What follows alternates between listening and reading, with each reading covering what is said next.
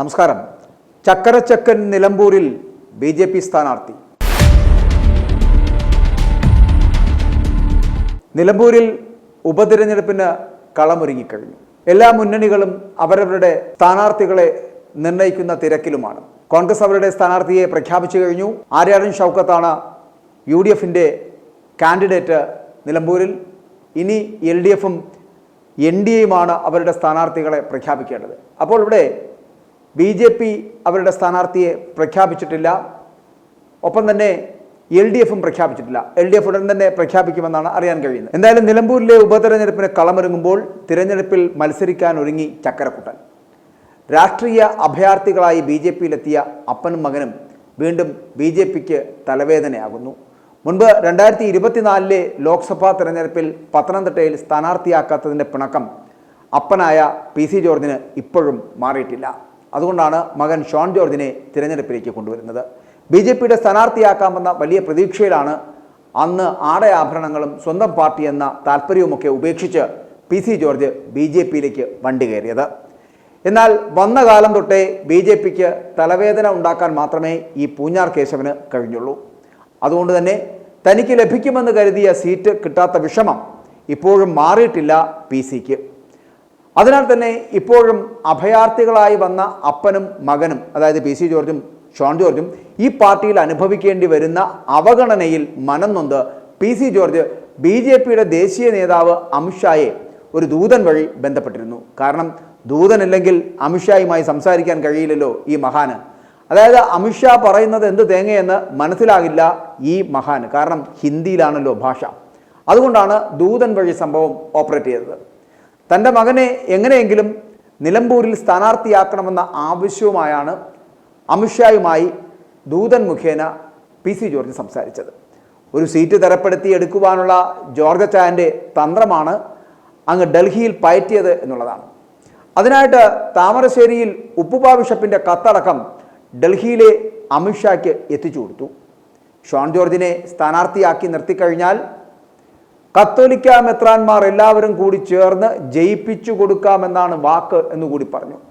ഇത്തരത്തിൽ അമിത പ്രതീക്ഷയാണ് അമിത്ഷായ്ക്ക് PC George നൽകിയത് എന്നുള്ളതാണ്. സത്യത്തിൽ ഇന്ന് BJP കേരളത്തിൽ അഭിമുഖീകരിക്കുന്ന ഏറ്റവും വലിയ ആഭ്യന്തര പ്രശ്നമാണ് ഈ അപ്പനും മോനും.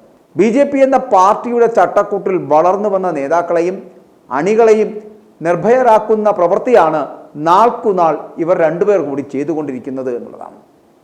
മൊത്തത്തിൽ ക്രൈസ്തവ സമൂഹത്തിൻ്റെ പ്രാതിനിധ്യത്തിലാണ് ഇവരെ രണ്ടുപേരെയും പാർട്ടിയിൽ എടുത്തത് എങ്കിലും നാമമാത്രമായ പിന്തുണ പോലും ഇവർ വിചാരിച്ചാൽ പാർട്ടിക്ക് നേടിയെടുക്കുവാൻ കഴിയില്ല എന്ന സത്യം സംസ്ഥാന നേതാക്കൾക്ക് മനസ്സിലായി. എന്നാൽ ഇപ്പോഴും ദേശീയ നേതൃത്വത്തിന് നേരം അങ്ങോട്ട് വെളുത്തിട്ടില്ല. അതായത് ഈ അപ്പനെയും മകനെയും കുറിച്ച് അത്രയ്ക്കങ്ങ് മനസ്സിലായിട്ടില്ല എന്നർത്ഥം. അതായത് സത്യത്തിൽ BJPയിലേക്ക് ഇപ്പോഴും വരാൻ ആഗ്രഹിക്കുന്ന പല ക്രൈസ്തവരുമുണ്ട്. ആ പല ക്രൈസ്തവരും വിമുഖത കാണിക്കുന്നത് അല്ലെങ്കിൽ വരാതിരിക്കുന്നത്, ഈ പാർട്ടിയിലേക്ക് വരാതിരിക്കുന്നത് ഈ അപ്പനും മകനും കാരണമാണ് എന്ന് പറയേണ്ടിയിരിക്കുന്നു. കേരള രാഷ്ട്രീയത്തിലെ പ്രമുഖനായിട്ടുള്ള PC ജോർജ് 2024 ലോക്സഭാ തെരഞ്ഞെടുപ്പിന് മുന്നോടിയായിട്ടാണ് ഭാരതീയ ജനതാ പാർട്ടിയിൽ, അതായത് BJPയിൽ ചേർന്നത് എന്നുള്ളതാണ്. പൂഞ്ഞാറിനെ പ്രതിനിധീകരിച്ച് 7 തവണ MLA എന്ന നിലയിൽ പ്രവർത്തിച്ച പാരമ്പര്യമുള്ള ഒരു നേതാവ് തന്നെയാണ് PC ജോർജ് എന്നുള്ള കാര്യത്തിൽ സംശയമില്ല. പക്ഷേ പല പാർട്ടികളിലും ഭാഗ്യപരീക്ഷണം നടത്തിയിരുന്നു ഇദ്ദേഹം. ഇപ്പോൾ അവസാനമായിട്ടാണോ BJPയിൽ എത്തിയിരിക്കുന്നത് എന്ന് മാത്രമാണ് നമുക്ക് മനസ്സിലാകാത്ത കാര്യവും. എന്തായാലും കേരള കോൺഗ്രസ് M എന്ന പ്രാദേശിക ക്രിസ്ത്യൻ പാർട്ടിയുടെ പ്രമുഖ നേതാവായിരുന്നു PC ജോർജ് എന്ന അപ്പൻ.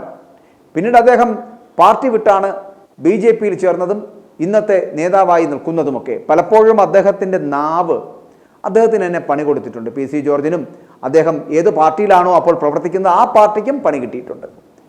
നടിയെ ആക്രമിച്ച കേസ്, ആ നടിയെ ആക്രമിച്ച കേസിൽ അതിജീവിതയ്ക്കെതിരെ PC ജോർജ് നടത്തിയ പരാമർശം അന്ന് വലിയ വിവാദമുണ്ടാക്കുകയുണ്ടായി. മുൻപും ഈ അതിജീവിതയ്ക്കെതിരെ മോശം പരാമർശങ്ങൾ നടത്തുകയും കേസിലെ 8ാം പ്രതിയായിട്ടുള്ള ദിലീപിനെ പരസ്യമായിട്ട് പിന്തുണയ്ക്കുകയൊക്കെ ചെയ്തിരുന്ന ഒരാളാണ് PC ജോർജ് എന്ന് പറയപ്പെടുന്നത്. അതുപോലെ തന്നെ ഒരു ബിഷപ്പിനെതിരെ ബലാത്സംഗ ആരോപണം ഉന്നയിച്ച ഒരു കന്യാസ്ത്രീ ഉണ്ടായിരുന്നല്ലോ, എല്ലാവർക്കും അറിയാം, ഞങ്ങൾ വാർത്തയും നൽകിയിട്ടുണ്ട്. ആ കന്യാസ്ത്രീയെ വേശ്യ എന്ന് വിളിച്ച് PC ജോർജ് വിവാദമുണ്ടാക്കി. കൂടാതെ ഒരു ന്യൂനപക്ഷ സമുദായത്തിനെതിരെ വിദ്വേഷ പ്രസംഗം നടത്തിയതിന് മുൻ MLA കൂടിയായിരുന്ന PC ജോർജിനെതിരെ അന്ന് കേസെടുത്തിരുന്നു. ഒരു പ്രാദേശിക വാർത്താ ചാനലിലെ ഒരു ടെലിവിഷൻ ചർച്ചയ്ക്കിടെ ഈരാറ്റുപേട്ടയിലെ മുസ്ലിം സമൂഹത്തെക്കുറിച്ച് ജോർജ് പ്രകോപനപരമായ പരാമർശങ്ങൾ നടത്തി. അത് ജോർജിനും അദ്ദേഹത്തിൻ്റെ പാർട്ടിക്കും നല്ല പണി കൊടുത്തു. അദ്ദേഹത്തിൻ്റെ പരാമർശങ്ങൾ പെട്ടെന്ന് തന്നെ ജനരോഷം ആളിക്കത്തിക്കുകയും ചെയ്തു. അതിൻ്റെ ഫലം PC ജോർജ് അറിയുകയും ചെയ്തു. അതിനുശേഷം BJPയിൽ ചേർന്ന ശേഷം വിദ്വേഷ പ്രസംഗ കേസിൽ കേരള ഹൈക്കോടതിയിൽ നിന്ന് ജാമ്യം ലഭിച്ച ജോർജ് ചോദ്യം ചെയ്യലിനായിട്ട് തിരുവനന്തപുരം ഫോർട്ട് പോലീസ് സ്റ്റേഷനിൽ ഹാജരാകാൻ പോലീസ് പുറപ്പെടുവിച്ച സമൻസ് തള്ളിക്കളഞ്ഞുകൊണ്ട് BJPയുടെ പ്രചരണത്തിൽ പങ്കുചേരാൻ വേണ്ടി അങ്ങ് തൃക്കാക്കരയിലെത്തി. അപ്പോഴും പാർട്ടി പ്രതിസന്ധിയിലായി.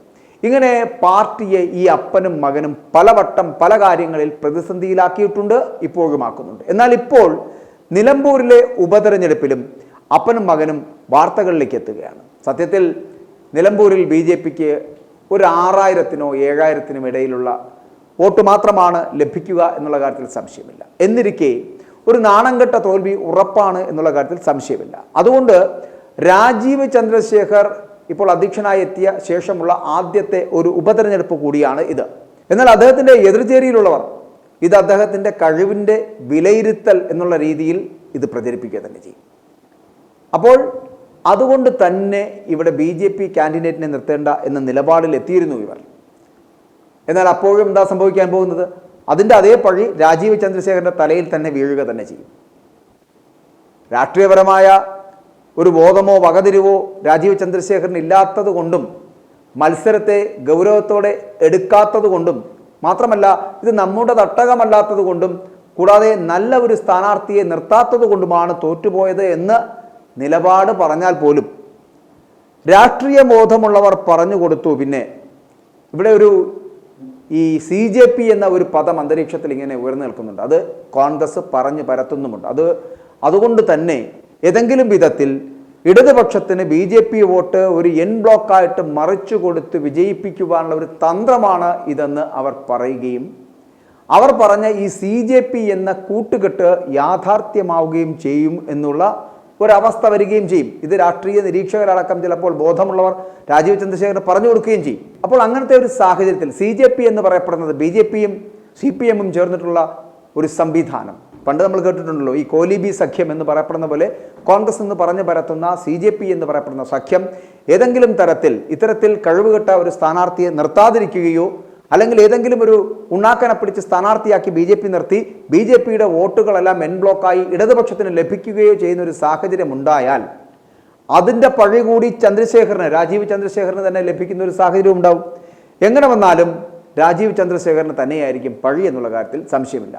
അപ്പോൾ അതുകൊണ്ട് തന്നെ അവിടെ ഏതെങ്കിലും ഒരു ഉണ്ണാക്കനെ സ്ഥാനാർത്ഥിയാക്കിയാൽ മതിയെന്ന് പറഞ്ഞപ്പോഴാണ് അത്തരത്തിലൊരു സ്ഥാനാർത്ഥിക്കായിട്ട് തിരച്ചിൽ തുടങ്ങിയത് എന്നുള്ളതാണ്. അപ്പോൾ ഇതിലൊരു സാധ്യത മനസ്സിലാക്കിയാണ് അപ്പൻ മകന് വേണ്ടി സീറ്റ് ഉറപ്പിക്കുവാൻ ഇറങ്ങിയത് എന്നുള്ളതാണ്. അങ്ങനെ സീറ്റ് കിട്ടിയാൽ തന്നെ തോൽക്കുമെന്നറിയാമെങ്കിൽ കൂടിയും ഏതെങ്കിലും തരത്തിൽ ലഭിച്ചേക്കാവുന്ന ഇലക്ഷൻ ഫണ്ട് കിട്ടിക്കഴിഞ്ഞാൽ അതൊരു ഇടക്കാല ആശ്വാസമാവുകയും ചെയ്യും. എന്നാൽ അതേസമയം പാർട്ടിക്കാർക്കും ആശ്വാസമാണ് ഇവർ ഒരു സീറ്റ് നൽകുന്നത്. ഇതോടുകൂടി ഇവന്മാരുടെ ശല്യം കഴിയുമല്ലോ എന്നാണ് അവർ ഇപ്പോൾ കരുതുന്നത്. നമുക്കറിയാം, പത്തനംതിട്ട സീറ്റ് നിഷേധിച്ചപ്പോൾ തന്നെ അപ്പൻ്റെ ചീട്ട് കീറി എന്നുള്ള കാര്യം ഉറപ്പായി. ഇനി നിലമ്പൂരിലെ ഭയാനകമായ തോൽവിയോടെ മകൻ്റെയും തോൽവി ഉറപ്പായി. അതോടെ അവൻ്റെയും കാര്യത്തിന് ഒരു തീരുമാനമാകും. എന്തായാലും ചക്കരച്ചക്കന് വേണ്ടി രണ്ടും കൽപ്പിച്ചാണ് പൂഞ്ഞാർ കേശവൻ ഇറങ്ങിയിരിക്കുന്നത്. i2i News, an eye for truth. i2i News subscribe ചെയ്തിട്ടില്ലാത്തവർ ഇപ്പോൾ തന്നെ സബ്സ്ക്രൈബ് ചെയ്യുക. നോട്ടിഫിക്കേഷൻ ലഭിക്കുവാൻ ബെൽ ബട്ടണും അമർത്തുക.